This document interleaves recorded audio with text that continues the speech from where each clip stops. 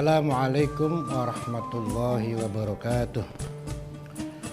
Alhamdulillahilladzi zayyana quluba awliyaihi bi anwaril wifaq wa saqa asrar ahbabihi syarabal ladzizal midaq wa alzama qulubal khaifin al-wajal wal isfaq wa la ya'lamul insana fi ayyi dawawina kutubun wala fi ayyil fariqina nisaqun.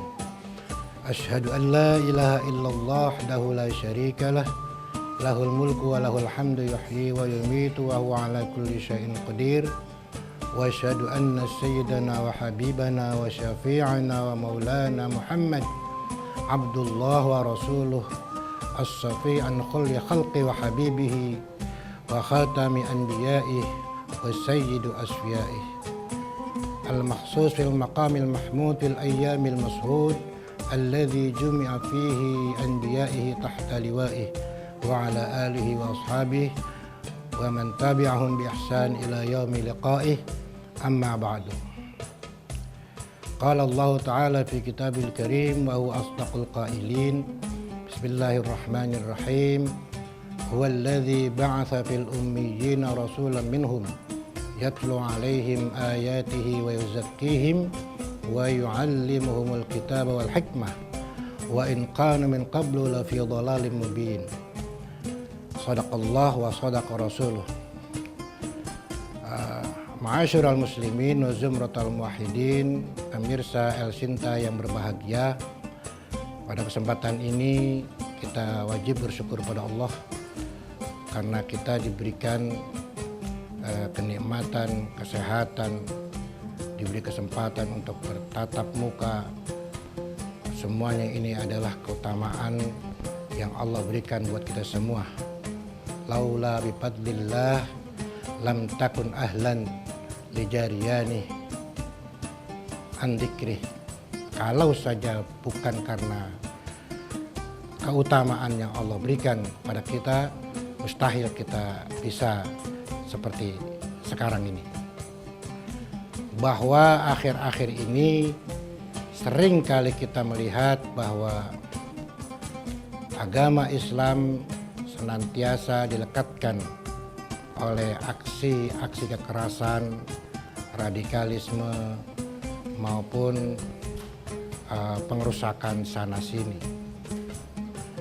Dan mungkin yang selalu membuat kita miris adalah bahwa ada sekelompok umat Islam yang memang senang atau gemar sekali membawa simbol-simbol agama dalam rangka untuk pembenaran kepada aksi-aksi tersebut di atas. Padahal kalau kita flashback pada sejarah bahwa Nabi besar kita Muhammad sallallahu alaihi wasallam selalu mengingatkan para sahabat ketika akan berlaga di medan perang. Ini selalu bahwa Nabi mengingatkan para sahabat agar senantiasa menjaga etika, menjaga akhlak. Ini dalam situasi perang, apalagi dalam situasi damai. Kalau kita berbicara akhlak, maka tak lepas daripada berbicara pola pikir, bagaimana inti dasar daripada agama Islam itu sendiri diturunkan di muka bumi ini, yakni sebagai rahmatan lil alamin. Sebagaimana firman Allah, wa ma arsalnaka illa rahmatan lil alamin. Tidak sekali-kali aku utus kamu Muhammad kecuali menjadi rahmat bagi sekalian alam. Para pemirsa El Sinta yang berbahagia, jadi akhlak di sini adalah bagaimana kita bisa terbebas daripada sifat pengakuan dalam arti bahwa kita ini merasa paling benar, bahwa kita merasa orang yang paling beragama, bahwa kita merasa orang yang paling benar, sementara orang lain salah. Ini dalam satu hal, bahwa akhlak di situ bagaimana kita bisa bercermin apakah kita sudah kenal siapa sih diri kita sebenarnya. Maka dalam makalah itu digambarkan man arafa nafsahu faqad arafa rabbah. Siapa kenal dirinya pasti kenal yang ngurusnya. Bahwa kita adalah makhluk yang diciptakan oleh Allah, dibentuk dengan bentuk yang baik, lalu diatur. Nah inilah, jadi kalau kita pahami ini, maka kita tidak layak untuk bagaimana kita merasa, bagaimana kita menganggap bahwa kita paling benar, orang lain salah. Untuk lebih jauhnya berbicara akhlak, maka tunggu nanti kita akan lanjutkan setelah yang lewat ini.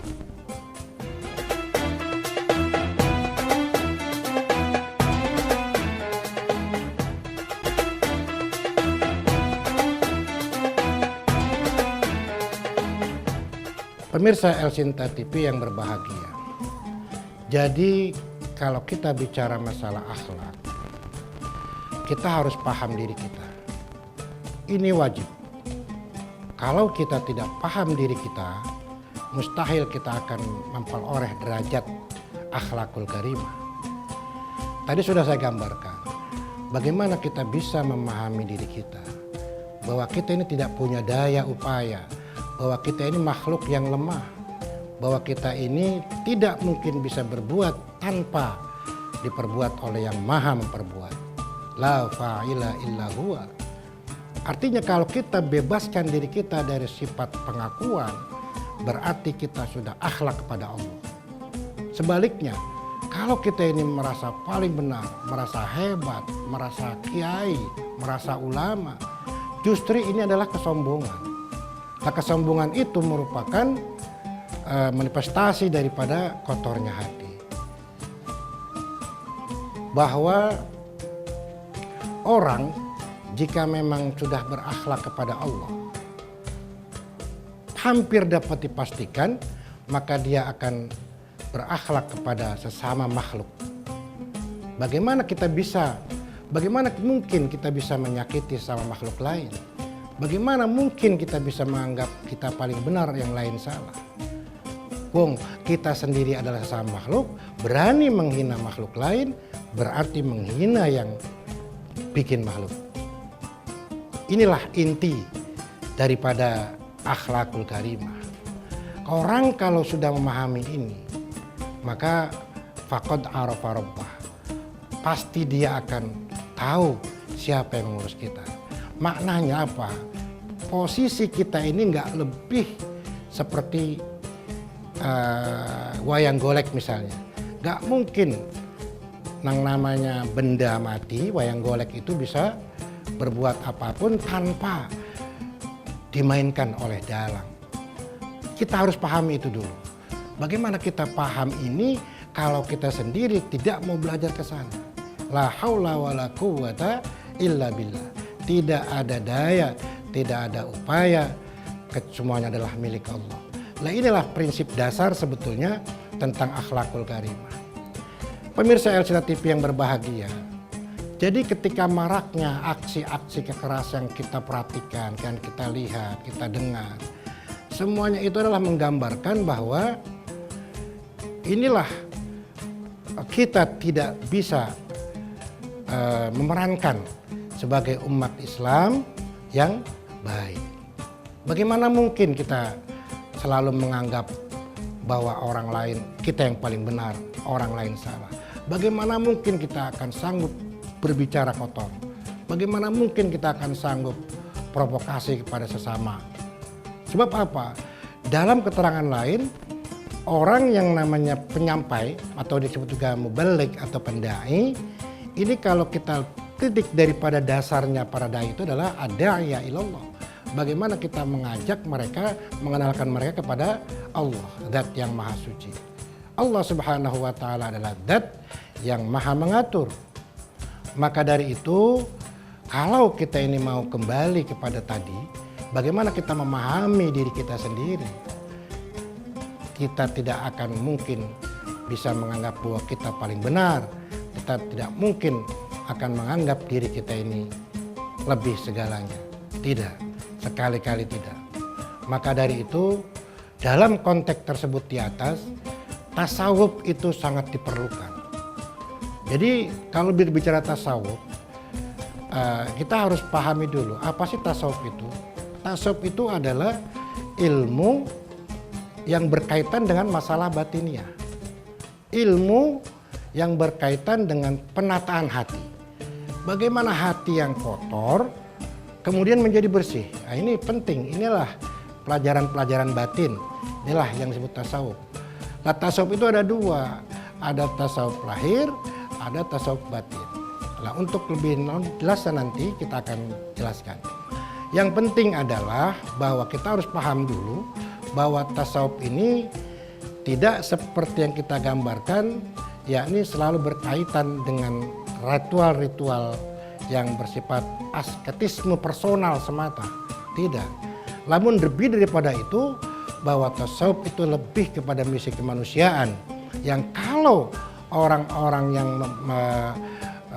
mendalami tasawuf dan sekaligus menjalani tasawuf, maka dia akan selalu bersifat ihsan, selalu kebaikan yang didapat kepada orang lain. Kenapa? Karena implementasi daripada tasawuf itu sendiri adalah ihsan. Gimana kita akan bisa berbuat macam-macam kalau kita sendiri selalu nggak lepas dari pandangan Allah, zat yang maha mengatur kita. Mana mungkin kita bisa sombong, nggak mungkin. Inilah sebetulnya para aulia illah, selalu bersifat sopan kepada siapapun, kepada apapun. Man arafal haq faqad syahidahu fi kulli syai'in. Jika orang betul-betul faham siapa Allah, maka dia akan selalu melihat apapun yang tergambar adalah Allah Subhanahu wa Ta'ala. Para hadirin, pemirsa El Sinta TV yang berbahagia. Nah, kemudian saya ingin sedikit menggambarkan bagaimana sepak terjang Rasulullah SAW ketika berdakwah.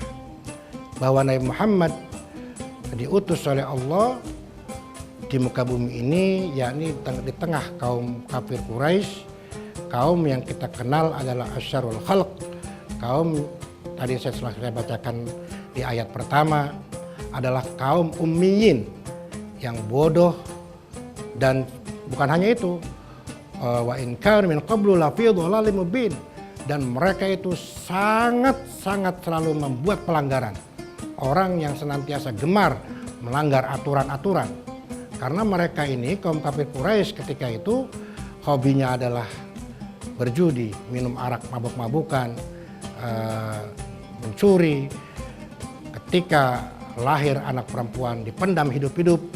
Ketika lahir anak laki-laki maka dia berpesta pora, dia bersukaria, bermabuk-mabukan sampai berbuat maksiat yang dilakukannya. Maka untuk lebih lanjut saya akan lanjutkan setelah yang berikut ini.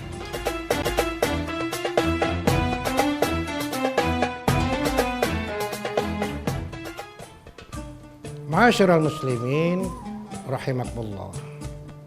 Pemirsa El Sinta TV yang baik, bahwa Nabi Muhammad diutus ke dunia ini tentunya dengan misi utama, yakni bagaimana menyempurnakan akhlak. Sebagaimana sabdanya, innama bu'istu liutammima makarimal akhlak.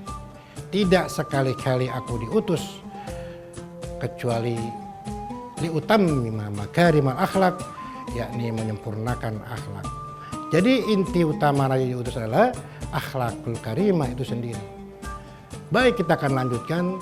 Ketika Nabi diutus oleh Allah di muka bumi ini, ditempatkan di negara yang betul-betul tidak beradab. Kaum suku Quraisy itu sudah saya gambarkan tadi, betul-betul kaum jahiliyah, di samping bodoh juga gemar melanggar aturan, zalim. Apa yang pertama kali Nabi dakwahkan kepada mereka tentunya tidak ada lain yakni yatlu alaihim ayatih. Bagaimana Nabi membacakan ayat-ayat Allah. Di samping itu Nabi selalu menanamkan teologi la ilaha illallah di tengah kaum kafir Quraisy. Maka ini dalam sejarah sudah jelas diakui baik oleh kawan maupun lawan bahwa tidak membutuhkan waktu yang lama. Rasulullah berdakwah di sana 23 tahun adalah waktu yang singkat. 23 tahun ajaran atau teologi yang dibawakan Nabi Muhammad la ilaha illallah telah menyebar di hati sanubari kaum kafir Quraisy yang mereka tentunya kita sama-sama tahu mereka itu sangat terkenal kuat memegang komitmen untuk melanjutkan tradisi nenek moyang mereka yakni menyembah berhala. Maka dari itu Nabi Muhammad berhasil menanamkan akidah la ilaha illallah di tengah kaum kafir Quraisy. Lalu muncul pertanyaan, cara atau metodologi apa yang digunakan Rasulullah sehingga beliau dalam berdakwah itu memperoleh hasil yang cemerlang? Maka jawabannya tidak ada lain yakni bi akhlaqil karimah. Sebagaimana Allah berfirman, ud'u ila sabili rabbika bil hikmah wal mau'izatil hasanah wajadilhum billati hi ahsan. Ajaklah ke jalan Tuhanmu bil hikmah, yakni dengan hikmah, ay bil akhlaqil karimah, ay bil atau dengan cara-cara yang lemah lembut. Bagaimana Rasulullah menghadapi mereka yang terkenal luar biasa kerasnya waktu itu. Kita tahu dan kita ingat selalu suatu ketika Rasulullah sholat di depan Ka'bah misalnya, lalu sekelompok orang kafir Quraisy dipimpin oleh Abu Jahal, mereka dengan sengaja mengganggu kekhusyuan Nabi Muhammad ketika sholat di depan Ka'bah dengan meletakkan daging onta yang busuk di atas punggungnya Nabi Muhammad SAW ketika sujud. Maka ketika itu banyak masyarakat Mekah waktu itu yang menyaksikan, termasuk Ibnu Mas'ud. Namun beliau nggak punya daya upaya untuk membantu Nabi Muhammad dalam hal ini karena memang suku Quraisy waktu itu ya banyak juga. Tapi akhirnya datang Siti Fatimah Az-Zahra lalu melihat kondisi ayahandanya yakni Rasulullah dalam kondisi seperti itu, maka dibantulah diangkatnya itu. Kemudian apakah Rasulullah terus marah? Tidak. Itulah akhlak Rasulullah. Bahkan Rasulullah berdoa di tengah Ka'bah, di depan Ka'bah, alaikallahumma, disebutkan namanya satu persatu. Itulah sebagai akhlak Rasulullah. Belum lagi dalam situasi yang lain, ketika di suatu majelis Nabi Muhammad sedang berikan mau'izah di tengah para sahabat, tiba-tiba ja'a Arabi, datang orang Arab dari gunung, orang Arab kampung dengan meledek Rasulullah, lalu di depan Rasulullah dengan sengaja dia kencing di situ.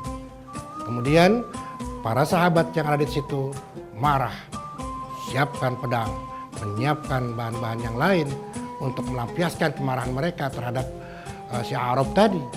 Namun bagaimana? Akhirnya Rasulullah melarang, da'uhu min baulihi sajlan min ma'in antum tub'athu muyassirin walam tub'athu mu'assirin. Biarkan saja, nggak apa-apa. Sudah, silakan bersihkan lantai yang sudah terdapat air kencingnya Arab tadi, dibersihkan saja. Karena kamu diutus oleh Allah untuk membawa solusi, bukan membuat masalah. Antum tub'atsu muyassirin, artinya apa? Sebagai solusi saja. Gimana caranya? Ya bersihkan saja. Biarkan si Arab tadi itu nggak usah di persekusi atau nggak usah disiksa segala macam, karena itu bukan akhlakku, karena itu tidak pernah aku ajarkan kepada kalian. Akhirnya si Arab tadi tersentuh hatinya, lalu masuk Islam, berikrar di hadapan Rasulullah SAW. Dan banyak hal-hal yang lain. Bagaimana Rasulullah di situ mencontohkan dengan dakwahnya Nabi, sehingga Nabi Muhammad SAW berhasil dengan dakwahnya, dan sehingga sampai saat ini Islam tetap masih bersarang di dada kita masing-masing. Allahumma salli wa sallim ala sayyidina Muhammad. Allahumma salli wa sallim ala sayyidina Muhammad. Demikian sedikit tausiah dari saya. Mudah-mudahan bermanfaat. Wallahul muwaffiq ila aqwamit thoriq. Assalamualaikum warahmatullahi wabarakatuh.